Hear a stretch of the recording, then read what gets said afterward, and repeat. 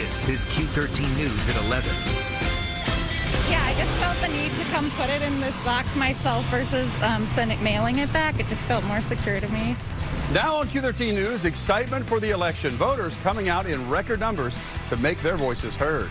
Plus, a wake-up call for the entire state as the pandemic surges on. The warning tonight for people who may be slacking on COVID-19 safety. And it was a dreary weekend, but luckily we are clearing up. I'll let you know how long this rain will last here throughout the work week coming up.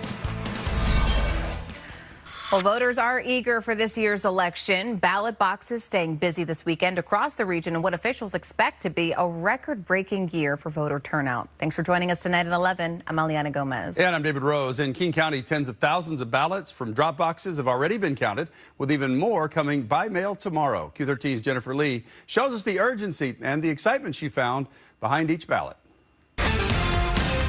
A proud moment for voters celebrating with a picture and recognizing the weight each ballot carries. I just was like, I got to get this in as soon as possible to make sure that it's counted and goes through. This is my first year voting, and I'm super excited to do it.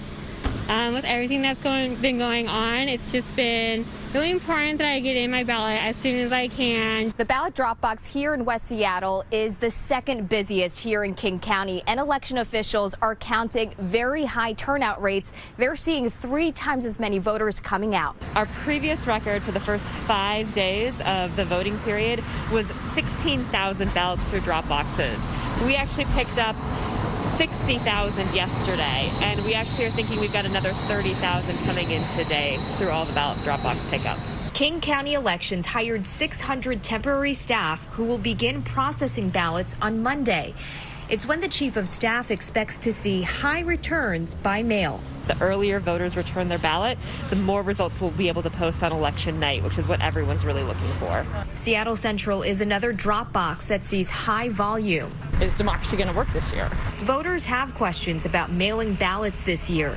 Election workers say it's secure, but voters can also visit one of King County's 73 drop boxes. For me, it's like I want to do my research, get the ballot, definitely want to put it in the ballot box instead of doing it via mail. Again, I trust USPS, but there's just been enough FUD about it to make me concerned. Secretary of State Kim Wyman says by Election Day, 5 million ballots will have been sent out. I think the hardest part for me with vote by mail elections is you lose that sense of community and tradition and ceremony that we used to have with polling places. So I think that people are finding new traditions and new ceremonies to have with their families and friends and sharing it on social media. So it's a good positive thing. This weekend could be a precursor for an election cycle that's predicted to see a record-breaking 90% voter turnout. Vote.